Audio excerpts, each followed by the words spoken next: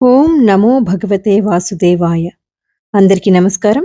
ప్రస్తుతం మనం భగవద్గీతలోని జ్ఞాన విజ్ఞాన యోగం అని పిలువబడే 7వ అధ్యాయాన్ని చెప్పుకుంటున్నాం. ఈ 7వ అధ్యాయంలోని కిందటి వీడియోలో 1 నుండి 5 వరకు గల శ్లోకాలు, వాటి భావాలను తెలుసుకున్నాం కదా. ఇక ఈ రోజు వీడియోలో 6 నుండి 11 వరకు గల శ్లోకాలు, వాటి భావాలను తెలుసుకుందాం. ఇదివరకటి వీడియోలను ఎవరైనా చూడాలనుకుంటే డిస్క్రిప్షన్లోను కమెంట్స్లోనూ కూడా లింక్ ఇచ్చాను, దయచేసి గమనించండి. ఓం శ్రీకృష్ణ పరమాత్మనే నమః. హరే కృష్ణ కృష్ణ కృష్ణ హరే హరే, జై శ్రీకృష్ణ. 7వ అధ్యాయంలోని 6వ శ్లోకం మరియు భావం ఇప్పుడు తెలుసుకుందాం. ఏతద్యోనీని భూతాని సర్వాణీత్యుపధారయ అహం కృత్స్నస్య జగతః ప్రభవః ప్రళయస్తథా. ఏతద్యోనీని భూతాని సర్వాణీత్యుపధారయ అహం కృత్స్నస్య జగతః ప్రభవః ప్రళయస్తథా. ఈ శ్లోకానికి భావం: సృష్టించబడిన జీవులన్నిటికీ ఈ 2 ప్రకృతులే మూలము. 5వ శ్లోకం యొక్క భావం చెప్పుకున్నప్పుడు మనం అపరా ప్రకృతి, పరా ప్రకృతి అనే 2 ప్రకృతుల గురించి చెప్పుకున్నాం కదా. ఇప్పుడు వాటి గురించి ఇక్కడ చెప్తున్నారు. సృష్టించబడిన జీవులన్నిటికీ ఈ 2 ప్రకృతులే మూలము. ఈ జగత్తులోని భౌతికమైన సమస్తానికి, ఆధ్యాత్మికమైన సమస్తానికి ఉత్పత్తి, వినాశనము రెండూ కూడా నేనేనని నిశ్చయంగా తెలుసుకో అంటూ శ్రీకృష్ణ పరమాత్మ అర్జునుడికి చెప్తున్నారు. 7వ శ్లోకం: మత్తః పరతరం నాన్యత్ కించదస్తి ధనంజయ మయి సర్వమిదం ప్రోతం సూత్రే మణిగణా ఇవ. మత్తః పరతరం నాన్యత్ కించదస్తి ధనంజయ మయి సర్వమిదం ప్రోతం సూత్రే మణిగణా ఇవ. ఈ శ్లోకానికి భావం: ఓ ధనంజయ, నాకంటే శ్రేష్టమైన సత్యము లేనేలేదు. దారంలో ముత్యాలు ఏ విధంగా అయితే గుచ్చబడి ఉంటాయో అదే విధంగా ఈ సమస్త జగత్తు నాయందు కూర్చబడి ఉంది, అంటే నా మీదనే ఆధారపడి ఉంది అని భావం. రసోహమప్సు కౌంతేయ ప్రభాస్మి శశి సూర్యయోః ప్రణవః సర్వవేదేషు శబ్దః కే పౌరుషం ఋషు. రసోహమప్సు కౌంతేయ ప్రభాస్మి శశి సూర్యయోః ప్రణవః సర్వవేదేషు శబ్దః కే పౌరుషం ఋషు.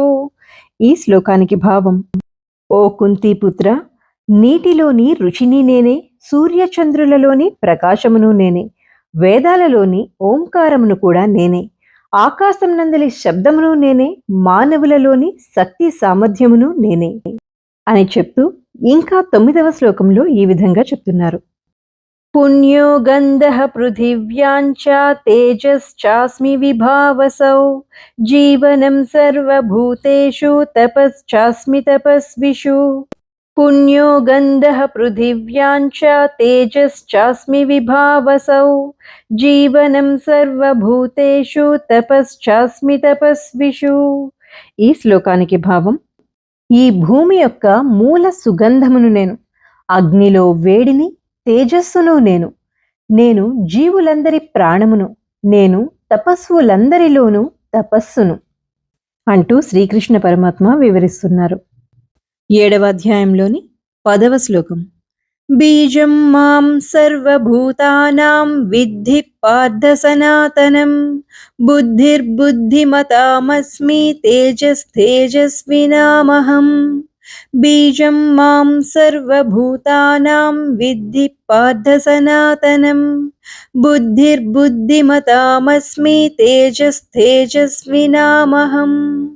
ఈ శ్లోకానికి భావం: ఓ అర్జున, నేనే సర్వ ప్రాణులకు సనాతన బీజమునని తెలుసుకో. బుద్ధిమంతులలోని బుద్ధిని నేనే, శక్తిమంతులలోని శక్తిని నేనే, తేజస్వినుల యొక్క తేజస్సును నేనే అయి ఉన్నానని నువ్వు తప్పక తెలుసుకో అంటూ శ్రీకృష్ణ పరమాత్మ వివరిస్తున్నారు. 11వ శ్లోకం: బలం బలవతాం చాహం కామరాగ వివర్జితం ధర్మా విరుద్ధో భూతేషు బలముస్మి భరతర్షభాం కామరాగ వివర్జితం. ధర్మా విరుద్ధో భూతేషు కామోస్మి భరతర్షభా. ఈ శ్లోకానికి భావం: ఓ అర్జున, నేను బలవంతులలోని కామరాగములు లేనట్టి బలమును, అదేవిధంగా ప్రాణులయందలి ధర్మ విరుద్ధము కాని కామమును కూడా నేనే అయ్యున్నాను అని భావం. ఇక ఈరోజు వీడియోలో మనం 6 నుండి 11 వరకు గల శ్లోకాలు మరియు భావాలను తెలుసుకున్నాం కదా. ఇప్పుడు కేవలం భావాలను మాత్రమే మరొకసారి చెప్పుకొని ఈ భాగాన్ని ముగిద్దాం. మనం 5వ శ్లోకం యొక్క భావం చెప్పుకున్నాం కదా. పంచభూతాలతో పాటు మానవ శరీరము, మనస్సు, బుద్ధి, ఈ 8 విధాలైన ప్రకృతిని అపరా ప్రకృతి లేదా జడ ప్రకృతి అని పిలుస్తారు. భగవానుడి యొక్క జీవరూపమైన ప్రకృతిని పరా ప్రకృతి లేదా చేతన ప్రకృతి, దీనినే జీవాత్మ అంటామని తెలుసుకున్నాం కదా. ఇప్పుడు 6వ శ్లోకంలో శ్రీకృష్ణ పరమాత్మ ఈ విధంగా చెప్తున్నారు: సృష్టించబడిన జీవులన్నిటికీ ఈ 2 ప్రకృతులే మూలం.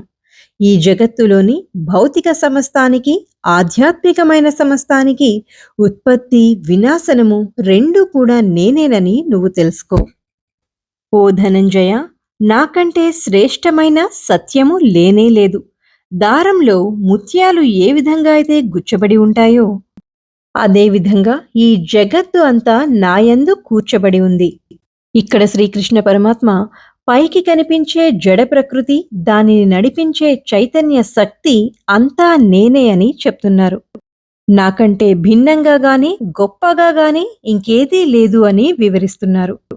మరి అయితే ఆ భగవానుడు కనబడడేమి అని అడిగే వారికి సమాధానంగా శ్రీకృష్ణ పరమాత్మ దారంతో గుచ్చబడిన పూసలను ఉదాహరణగా చెప్తున్నారు. ఒకవేళ ఆ మణిపూసలను దారంతో గుచ్చనట్లయితే అవి చెల్లాచెదురుగా పడి ఉంటాయి. అదే దారంతో గుచ్చినట్లయితే అందరూ ఆ పూసల యొక్క అందాన్ని చూస్తారు గాని లోపల ఉన్న దారం ఎవ్వరికీ కనబడదు. పాలలో వెన్న, నువ్వులలో నూనె, పుష్పమాలలోని దారము, బల్బులోని విద్యుత్ శక్తి, గాలి, శబ్ద తరంగాలు ఇవి ఏవీ మనకు కనిపించవు. అంత మాత్రాన అవి లేవు అని చెప్పగలమా? అందుకే ఆ సర్వాంతర్యామి, అతడు లేని స్థలం లేదని, విశ్వమంతా తను వ్యాపించి ఉన్నప్పటికీ ఎవరూ తనని చూడలేరని చాలా క్లుప్తంగా వివరించారు. ఇంకా శ్రీకృష్ణుల వారు ఈ విధంగా చెప్తున్నారు: ఓ కుంతీపుత్ర, నేను నీటిలోని ఋషిని, సూర్య చంద్రుల కాంతిని, వేద మంత్రాలలో ఓంకారమును అయ్యున్నాను, ఆకాశంలో శబ్దమును, మనిషిలోని వీర్య సామర్థ్యమును నేనే, ఈ భూమి అందలి పవిత్ర సుగంధమును నేను అగ్నిలో వేడిని, నేను జీవులందరి ప్రాణమును, నేనే తపస్సులందరిలోని తపస్సును. ఓ అర్జున, నేనే సర్వ ప్రాణులకు సనాతన బీజమునని, బుద్ధిమంతులలోని బుద్ధినని, శక్తిమంతులలోని శక్తినని, తేజస్వినుల యొక్క తేజస్సునని తెలుసుకో. నేను బలవంతులలోని కామరాగాలు లేనట్టి బలమును, అలాగే ప్రాణుల యందలి ధర్మ విరుద్ధము కాని కామమును కూడా నేనే అయ్యున్నాను అంటూ శ్రీకృష్ణ పరమాత్మ వివరిస్తున్నారు. అన్నిటిలోనూ నేనే ఉన్నాను, అంతటా నేనే వ్యాపించి ఉన్నాను అని స్వయాన శ్రీకృష్ణుడే చెప్పడం వల్లనేమో సనాతన ధర్మాన్ని నమ్మే వాళ్ళందరూ ప్రతి ఒక్కరిలోనూ, ప్రతి ఒక్క వస్తువులోనూ కూడా దైవాన్ని చూస్తారు. మనకి మేలు చేసే ప్రతి చెట్టుని, పుట్టని కూడా దైవ సమానంగానే భావిస్తాం. అందుకే సనాతన ధర్మం అంత గొప్పది అయింది. వచ్చే వీడియోలో మనం శ్లోకము మరియు భావము చెప్పుకుంటూ వెళ్దాం. ఈ వీడియో మీకు నచ్చినట్లయితే ఒక లైక్ ఇచ్చి ఎంకరేజ్ చేయండి. ఈ వీడియోపై మీ అభిప్రాయాన్ని కామెంట్ రూపంలో తెలియజేయండి. అదేవిధంగా భగవద్గీత మీద ఆసక్తి ఉన్నవారికి మన వీడియోలను షేర్ చేయడం మర్చిపోకండి. హరే కృష్ణ కృష్ణ కృష్ణ హరే హరే. జై శ్రీకృష్ణ.